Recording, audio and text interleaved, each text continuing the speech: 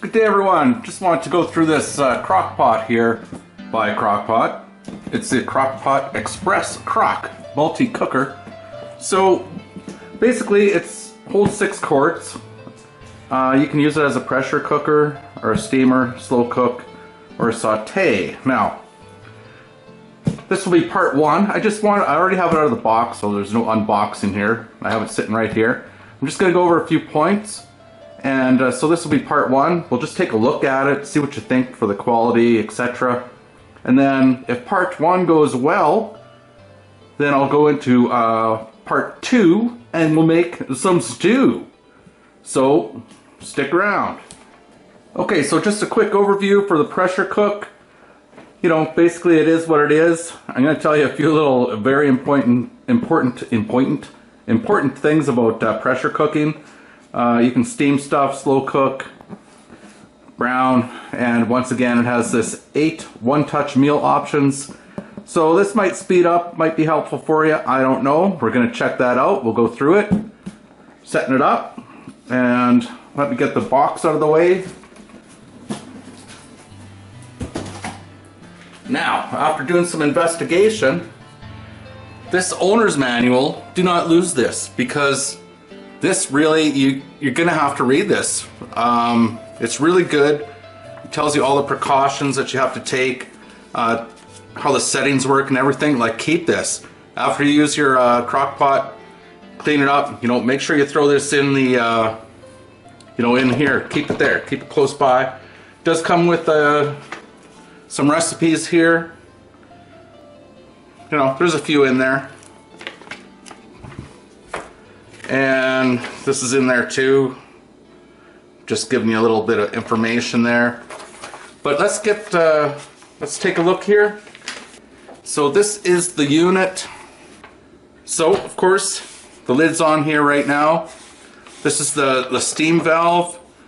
And again, read the user's manual. When you're cooking with a pressure cooker, if there's pressure in there and you have a lot of liquid in here, basically, it won't be boiling, but if you remove the pressure, it will boil suddenly. So there's tricks to that.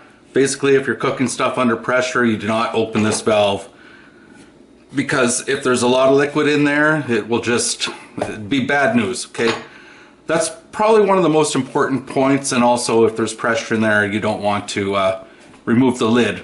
I think there's a safety feature that is supposed to prevent the lid from being taken off if it's under pressure, but that's kind of like a really important thing. Be very careful with this. So again, if you were doing pressure cooking, it would be in this position, no steam.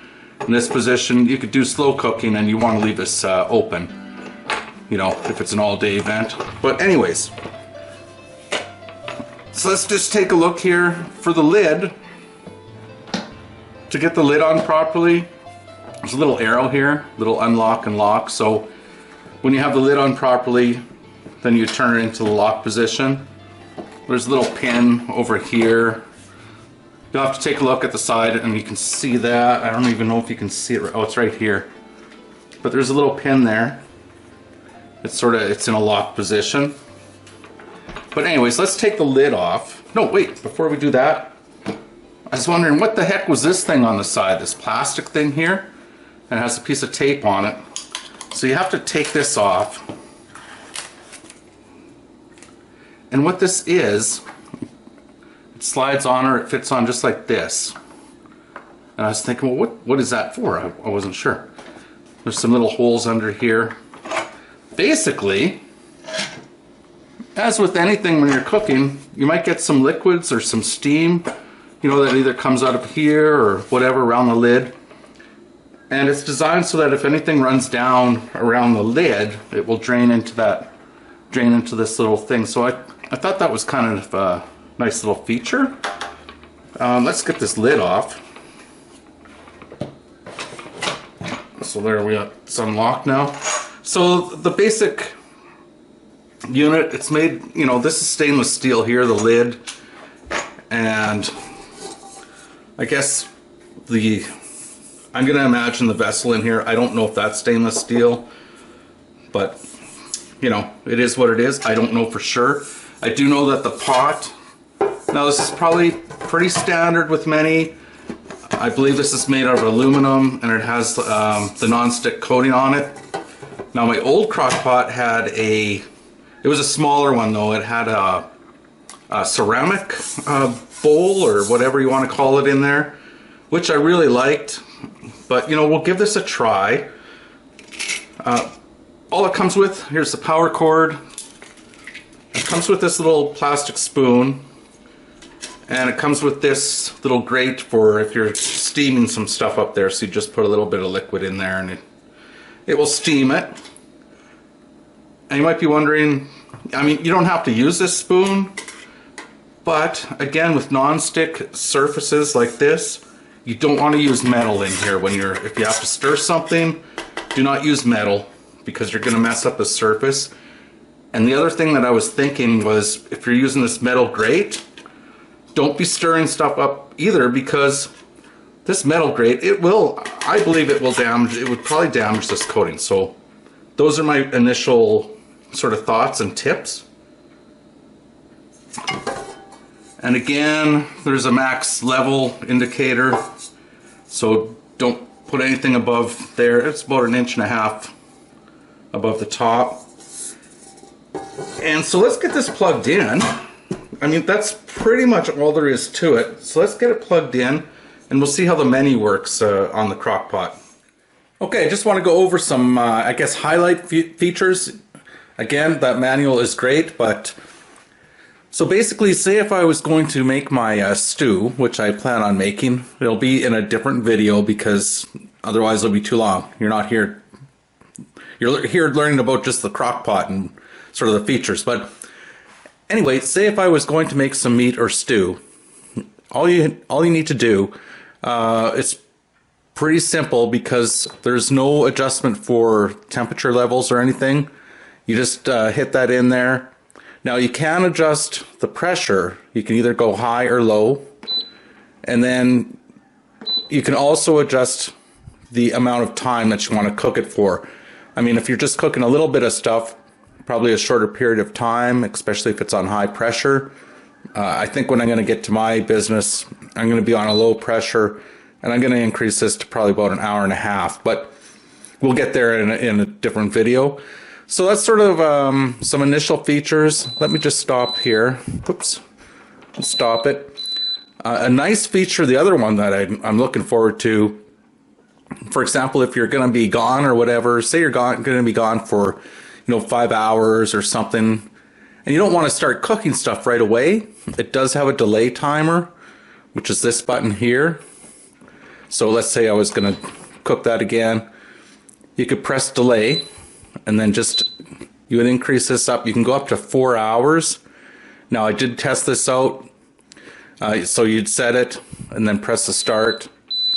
And then what's going to happen, we won't sit around here for the whole minute, but it will start counting down. So basically this setting, it's not going to start until 2 hours and 40 minutes. So it gives you some leeway there. Let's stop this again. Now it's a different story if you're going to use the slow cook mode, where normally you would leave the steam vent open. But say if you go to slow cook, again, I believe, yes, you can change the temperature. It's either high or low. And again, this is the amount of time. And of course, you could put a delay on there again, so you don't want it to start for 2 hours. I mean, this is pretty simplistic what I'm showing you here, but I'm just trying to give you an idea of what you can do with it. So let's stop that again. And there's other options here if you're cooking some soup. Again, that one would be, I believe that's under pressure cooking. So the default is 30 minutes. So you just press start. It's going to go through its thing and it'll be ready. It's going to heat up, and then the timer's going to start going once it's heated up. That's what that means. So don't worry about that. That just stands for heat, and the unit's going to heat up, and then it's going to start that countdown of, I believe it was 30 minutes. Let's just take a look again. Yeah, so 30 minutes. So it's going to heat up, and then it's going to do the countdown of 30 minutes. But I don't know, that's just like a really quick run through. There's lots of different options here. And I think once you become familiar with it, I don't know, there's lots of variations. I mean, you could go in, say you did want to do a slow cook, and although you can't adjust any pressure, you can adjust the temperature. And yeah, you cook it for 8 hours, and apparently you can adjust this all the way up to 20 hours. And again, you might want to adjust the delay time on it too. Say if you're gone for 10 hours and you want to cook for 8, you know, set the delay. I don't know, you'd set it up to, let's see. So click delay. Yeah, say if you're going to be gone for 10 hours and you only want to cook the stuff for 8, you know, click on the delay, set the 2 hours in there on slow cook, and it will count down before it starts up. So I don't know, that's kind of like a quick run through. And so I'm going to move forward and get some stuff ready and try to cook something in here. So that's the basic operation. Manual again, look at the manual. Gotta read it. It's a must. Okay, so in the description I'll put the recipe, plus I'll put it up in the video, but I'm going to start out, I might be able to make 2 batches all at once here, but I'm just going to start off, if you're just making 1 batch, basically everything you need. This is close to 2 pounds of, you know, like stewing beef. So you're going to need that. You're just going to need like a, like a half a teaspoon of pepper. And you'll need a little bit of a teaspoon of parsley. A can of beef gravy. A can of tomato soup. I'm going to put in a cup of, these are frozen peas. You can use frozen ones if you want. And I have a very small onion. It's actually not even a full onion. I'm not a super onion person, so I'm not going to put a lot of onion in. And these are pretty big carrots, so I'm only going to use 2, but normally if they're small carrots, you might need like 4. And a couple of sticks of celery. And at least, you know, 3 small potatoes. But we're going to see how this goes, because if I have room, I'll add more as I go along.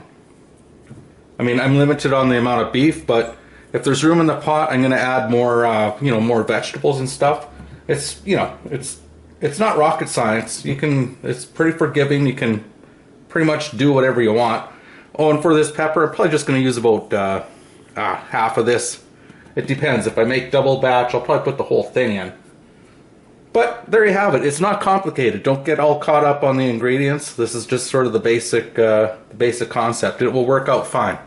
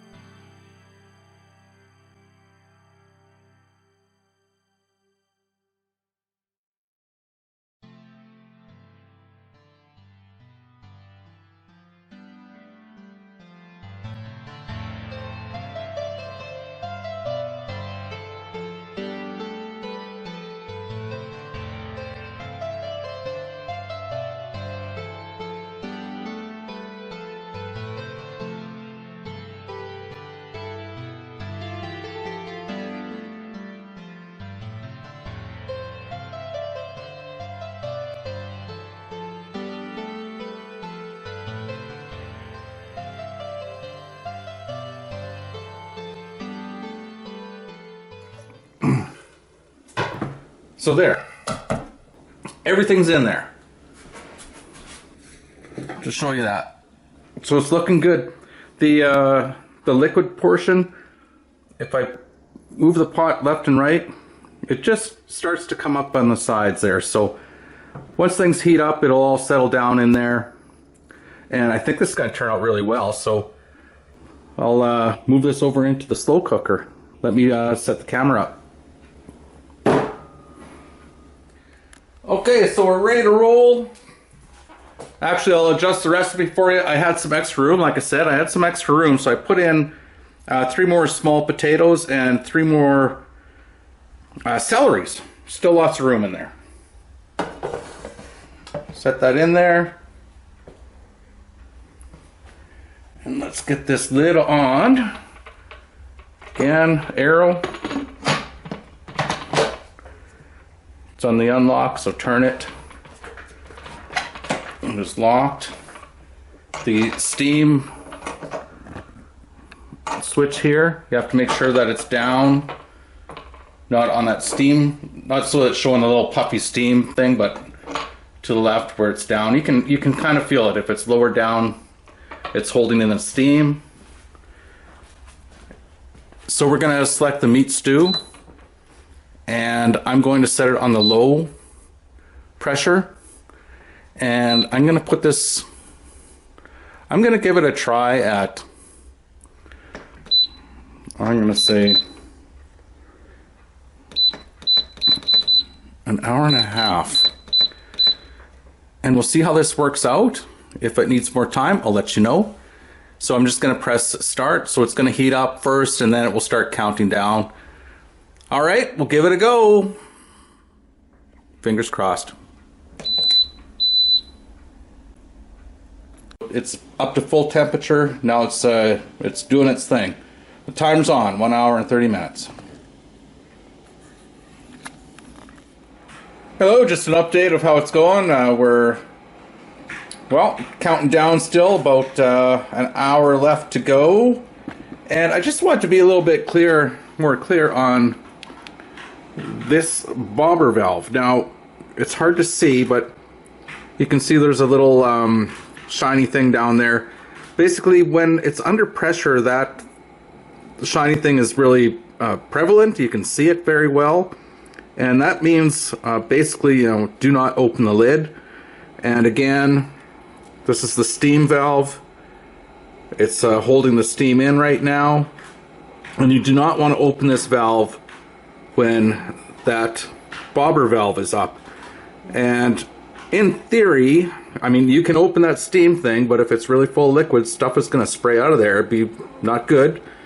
But in theory, the lid is supposed to be locked if that valve is up also. So it's a little bit of a safety measure, but once this is all cooked, what you should do, let it cool off and wait for that valve to drop down, and I'll show you that when it happens at the time. Okay?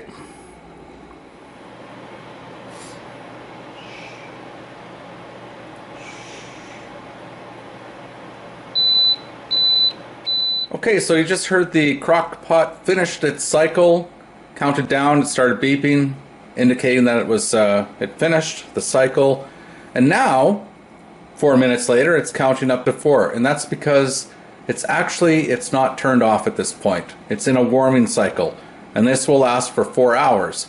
So you really need to turn off the crock pot if you believe it's finished. Otherwise it's just going to stay in this warming cycle, which is fine if that's what you want.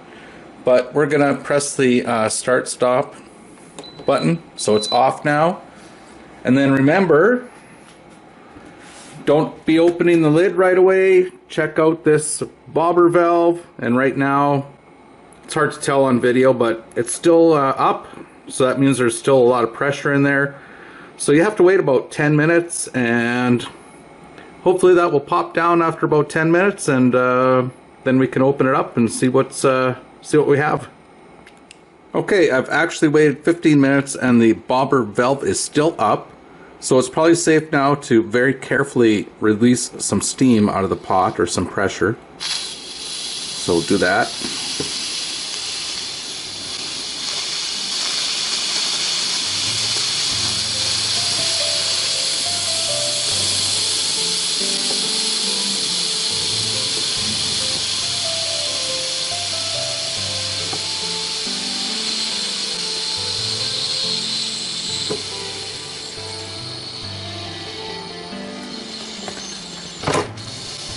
Alright, so the valve released. Whoa, my camera got steamy. Steamy situation. Okay, but everything's good. I'm going to take the lid off and we'll check it out. Okay, I just took the lid off and everything is looking good here. I checked a couple of the potatoes and I can actually slice through them. They're soft with this spoon. So yeah, it's cooked. It'll be good. There are ways if you want to thicken your stew up. Just check that out. Use a little bit of flour and cold water. Mix it in there. I won't get into the details on that, but I think I'm just going to leave this as is and I don't know, start eating. Looks good to me. Alright, thanks for watching. Take care. Have a great day. Like, subscribe.